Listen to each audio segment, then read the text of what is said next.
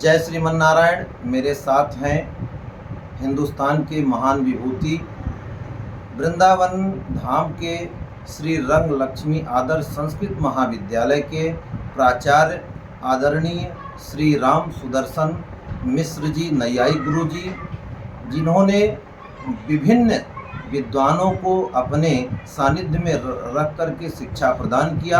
आज वो विभिन्न विद्वान बहुत बड़े बड़े जगत गुरु और महामंडलेश्वर हैं। ऐसे महान विभूति का सुखद सानिध्य प्राप्त करके हम आह्लादित होते हैं। कुछ विभिन्न विषयों पे चर्चा करेंगे। महाराजश्री सादर साष्टांग प्रणाम नमन आपको। मैं कहना चाहूँगा, भगवान श्री नारायण के 24 अवतारों में सबसे उत्कृष्ट अवतार और इस जनमानस के लिए मंगल कामना से कौन कौन से अवतार प्रभु ने लिए, उस पर अपना मंतव्य व्यक्त करें। विना वेंकटेशम ननाथो ननाथ सदा वेंकटेशम स्मरामि स्मरामि। हरे वेंकटेश प्रसीद प्रसीद प्रियं वेंकटेश प्रयच्छ प्रयच्छ। अहम दूरतस्ते पदाम्भोज युग्म प्रणामेच्छया नित्य सेवां करोमि। सकृत सेवया नित्य सेवा फलं त्वं प्रयच्छ प्रयच्छ प्रभो वेंकटेश। कारंकारमलौकिकाद्भुतमयं मायावशात् संहरन् हारं हारमपीन्द्रजालमिव यः कुर्वन् जगत्क्रीडति तं देवं निर्वग्रह स्फुरदविद्यानानुभावं भवं विश्वासैकभुवं शिवं प्रतिनमन् भूभाषमन्तेष्वपि दोर्भिर्युक्तैः चतुर्भिस्फटिकमणिमयीमक्षमालां दधाना हस्तेनैकेन पद्मं सितमपि च शुकं पुस्तकं चापरेण पाशं वीणां मुकुन्दस्फटिकमणिनिभा भासमाना समाना सामे वादे च तथ्यं निवसतु वदने सर्वदा सुप्रसन्ना। गुरुर्ब्रह्मा गुरुर्विष्णुः गुरुर्देवो महेश्वरः गुरुः साक्षात् परब्रह्म तस्मै श्री गुरवे नमः तस्मै श्री गुरवे नमः तस्मै श्री गुरवे नमः। लक्ष्मीनाथ समारंभां नाथयामनुमध्यमाम् अस्मदाचार्यपर्यन्तां वन्दे गुरुपरम्परां वन्दे गुरुपरम्परां वन्दे गुरुपरम्परां। देखिए आचार्य शशिकांत जी, आपका प्रश्न आज के समयानुकूल बहुत ही औचित्यपूर्ण प्रतीत हो रहा है, किंतु वास्तविक बात तो यह है, को बड़ छोट कहत अपराधु। एक बात। दूसरी बात यह है कि श्रीमद् भागवत महापुराणकार जो श्री कृष्ण द्वैपायन वेदव्यास जी हैं, वो भगवान के 24 अवतारों में एक स्वयं अवतार हैं, जिन्होंने विभिन्न ग्रंथों का प्रणयन किया। और इसीलिए लौकिक जगत से ऊपर उठ करके अगर विचार किया जाए तो व्यासोच्छिष्टम जगत सर्वम, यद्यप बाणोच्छिष्टम जगत सर्वम लौकिक साहित्य में है, लेकिन व्यासोच्छिष्टम जगत सर्वम, व्यास का उच्छिष्ट जो है पूरा संस्कृत साहित्य है। यह सिर्फ मात्र श्रीमद् वाल्मीकि रामायण पर नहीं लागू होता है, क्योंकि वाल्मीकि रामायण के जो प्रणेता हैं महर्षि वाल्मीकि, वो श्री कृष्ण द्वैपायन वेदव्यास जी से पूर्ववर्ती हैं। इसलिए व्यास के उच्छिष्ट उनका साहित्य, उनका श्रीमद् वाल्मीकि रामायण नहीं है, लेकिन अन्यों पर वह लागू होता है। तो उन 24 अवतारों में स्वयं जो वेदव्यास जी हैं, उन्होंने 24 अवतारों का वर्णन किया है। और गोस्वामी तुलसीदास जी जो इसी कराल कलिकाल में अवतरित हुए हैं, वाल्मीकि के द्वारा ही पुनः रूपांतरण हुआ है तुलसीदास के रूप में, उन्होंने तो यहाँ तक कह दिया हरि अनंत हरि कथा अनंता, माने भगवान के अवतार के बारे में, हरि अवतार हेतु जही होई कहीं न जाई इनमित्थम सोई। तो ऐसी स्थिति में आपका प्रश्न समसामयिक होने के बावजूद भी को बड़ छोट कहत अपराधु, और जैसे कहा गया नहीं सत्यात् परो धर्म, धर्म का जो व्यापक स्वरूप होता है, उस व्यापक स्वरूप में से किसी एक अंग को भी लेकर के अपने जीवन में व्यक्ति अगर पूरा जीवन चरितार्थ करता है, जैसे हरिश्चंद्र ने सत्य को लेकर के जीवन जिया, तो आज लोग कहते हैं क्या तुम सत्यवादी हरिश्चंद्र हो। और भगवान नारायण को सत्यनारायण भी कहा जाता है, नहीं सत्यात् परो धर्म। तो ऐसी स्थिति में भगवान के किसी अवतार के बारे में कौन छोटा है, कौन बड़ा है, कौन उत्कृष्ट है, कौन अपकृष्ट है, यह हमारे आपके सबके बुद्धि से परे की बात है। सब में समता का भाव रखना चाहिए। फिर भी अपेक्षाकृत आजकल के जो वक्ता है, प्रवचन करता है, वो लोग बहुत बड़ भोलेपन में क्या कह देते हैं, भागवत के एक श्लोक की व्याख्या करते हैं कि एते चांस कला पुंसः कृष्णस्तु भगवान स्वयं। मतलब 24 अवतारों का नाम लेकर के फिर वहाँ कहते हैं ये सब के सब अंशावतार हैं, उसमें राम को भी घसीट लेते हैं और भगवान कृष्ण के लिए कहते हैं कृष्णस्तु भगवान स्वयं। क्यों कहते हैं उसमें तर्क देते हैं, युक्ति देते हैं कि कृष्ण जो है 16 कला परिपूर्ण थे और राम को जो है माने कृष्ण की अपेक्षा अपूर्ण मानते हैं, पूर्ण नहीं मानते हैं, क्योंकि राम जो है 12 कला थे। तो उनको यह जान लेना चाहिए कि भगवान श्री कृष्ण और भगवान श्री राम में रत्ती भर का भी भेद नहीं है। क्यों? राम कृष्णयोर अभेदः, राम भी परिपूर्ण ब्रह्म है, कृष्ण भी परिपूर्ण ब्रह्म है।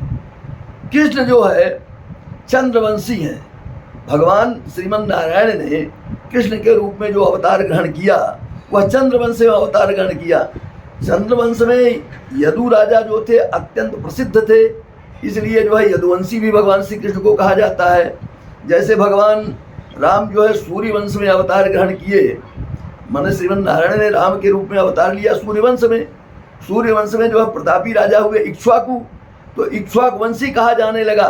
बाद में रघु अत्यंत प्रभावशाली हुए उसी वंश में, तो इसलिए रघुकुल रीति सदा चली आई, प्राण जाए पर वचन न जाई। राम के बारे में नहीं कहा गया, लेकिन रघु के बारे में कहा गया।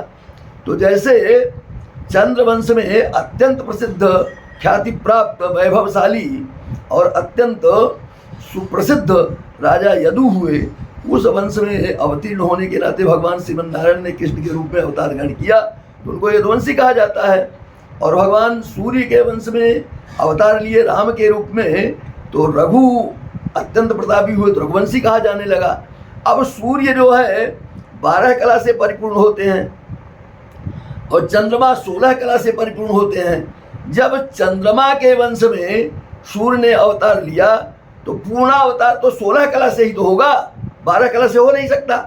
और भगवान श्री राम जो है जब सूर्य वंश में अवतार लिए और सूर्य 12 कला से ही पूर्ण होता है, तो 4 कला कहाँ से बढ़ा देंगे? सृष्टि के विधान को पलट देंगे क्या भगवान श्री राम? ऐसा कभी नहीं कर सकते हैं। दूसरी बात, एक हम है तार्किक, नैयायिक है हम न्याय शास्त्र के आधार पर एक युक्ति आप लोगों के सामने रखना चाहते हैं कि 1 रुपये में 100 पैसे होते हैं। यद्यपि भारत सरकार के द्वारा 1 पैसे की मान्यता आज भी है, 2 पैसे की भी है, 3 पैसे की भी है, 5 पैसे की भी है, 10 पैसे की भी है, 20 पैसे की भी है, 25 पैसे की भी है, 50 पैसे की भी है और 1 रुपये की सिक्के की भी है। लेकिन ब्रज में सिर्फ 1 रुपये को लोग लेते हैं, अन्य तो खाली फुटकर में इधर उधर भिखारियों को बांटने के लिए लोग चेंज कराते रहते हैं। लेकिन बहुत जगह चलते हैं।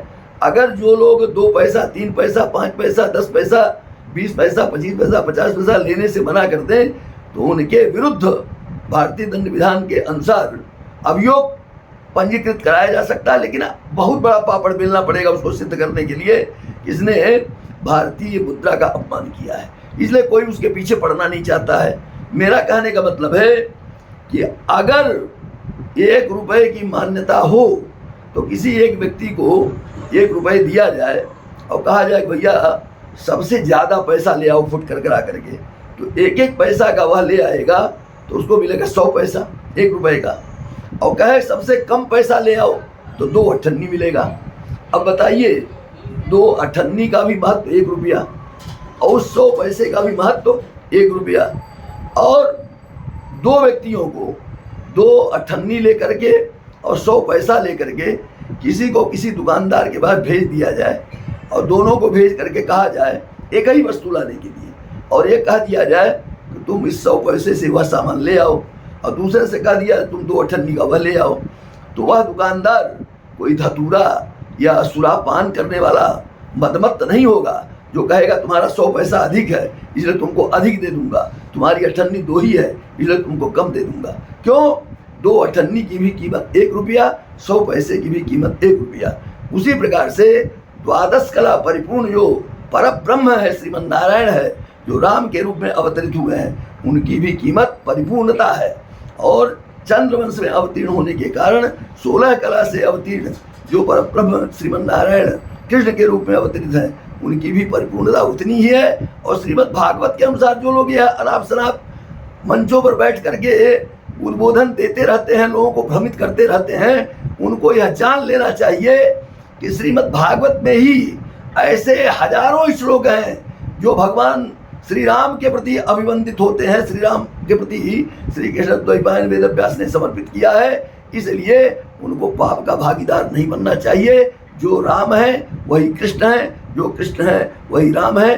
खाली युग का भेद है, त्रेता में भगवान राम के रूप में अवतरित हुए और द्वापर में कृष्ण के रूप में अवतरित हुए। अरे सबसे बड़ा ज्वलंत उदाहरण है, राम एक पत्नी व्रत थे और मर्यादा पुरुषोत्तम थे, इसलिए रामावतार के समय भिन्न भिन्न लोगों के द्वारा जो जो कामनाएं लोगों की अधूरी रह गई थी उनको कृष्णावतार में उन्होंने पूर्ण किया।